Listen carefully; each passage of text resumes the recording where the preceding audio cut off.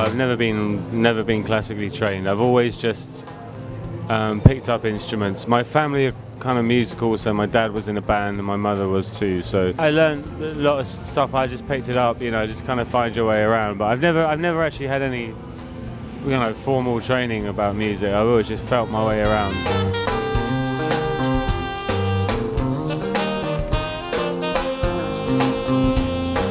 Well, before, when I was younger, I was in bands. I think it's when I got to Brighton, around the mid-90s, that's when I kind of got into the whole DJ culture and discovered sampling. Sampling was a real breakthrough because I could start making, it was a way of just kind of making my own music by using different sounds from different places and my own playing and to be able to create music on my own. And I think that was a real, sort of quite an enlightening thing to be able to be one person creating music and be able to sort of layer up drums and rhythms and all kinds of stuff without a drummer, without a bassist, just making stuff on my own. So sampling was where I really started getting into making music on my own.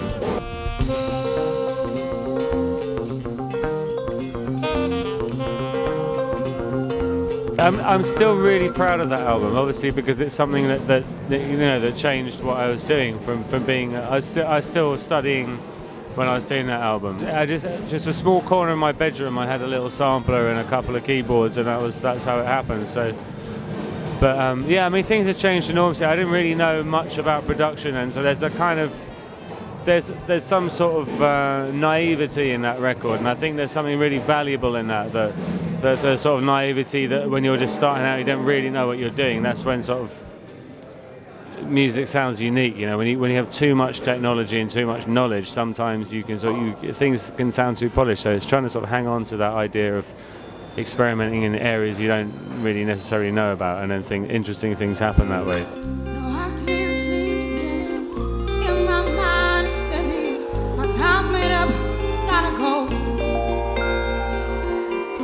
It's alright if you wanna be who you want to be, but right now I gotta go,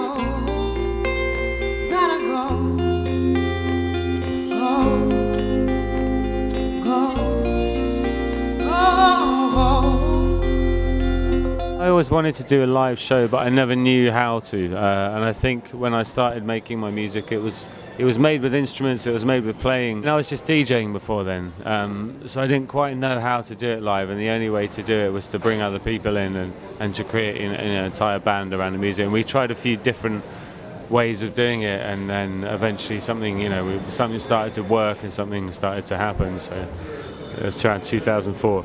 If you wanna stay, then you can be here with me. But I can't let go of this love, oh, not so easily. If you wanna stay, then you can be here with me. I can't let go, no. Can't let it go. Let it go. Let it go. I think the main thing is that I got back into, I think with Days to Come, I went into a very live direction and started recording a lot of stuff. And it's the same with Black Sands. I started Black Sands the same way, but then halfway through I really started enjoying making beats again, like electronic music, which I hadn't done for a little while. So I really sort of fell in love again with making beats and bass lines and synthesizers. So it's a half and half record. If you wanna stay, then you can be here with me. I can't let go of this love, oh, not so easily. If you wanna stay, then you can be here with me. I can't let go, no. Can't let it go. Let it go. Let it go. Well, I think the thing, I was working with Andrea because I just produced her album, which is out now. So we were working together anyway. So as I was writing the album, she was kind of in the studio every week, and I was playing stuff. So she came up with ideas and vocal ideas. It just came about that way. It just seemed like a natural choice to work with Andrea. No, I can't seem to forget. In my mind, it's ready. The time's made up. I'm at home. It's alright if you wanna be who you want to be, right?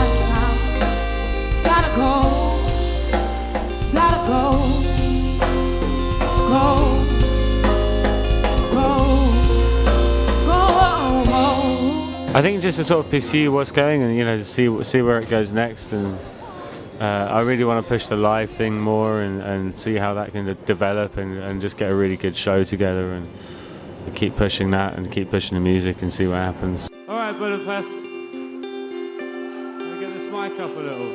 It's been a pleasure coming out and playing for you again. It's great to be back here. Sorry it took so long. It's been like a whole year or something. It's been a crazy year. There's been lots of stuff, and I think the real sort of rock and roll stuff, if you can remember it, then it's not really that rock and roll.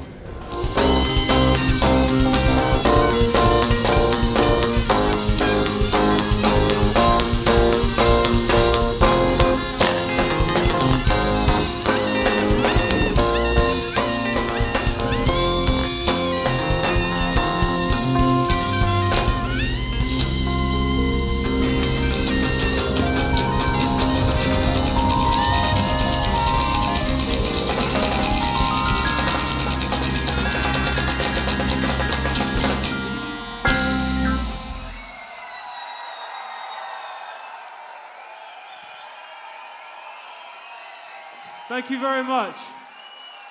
We'll see you next time. Thank you. Good night.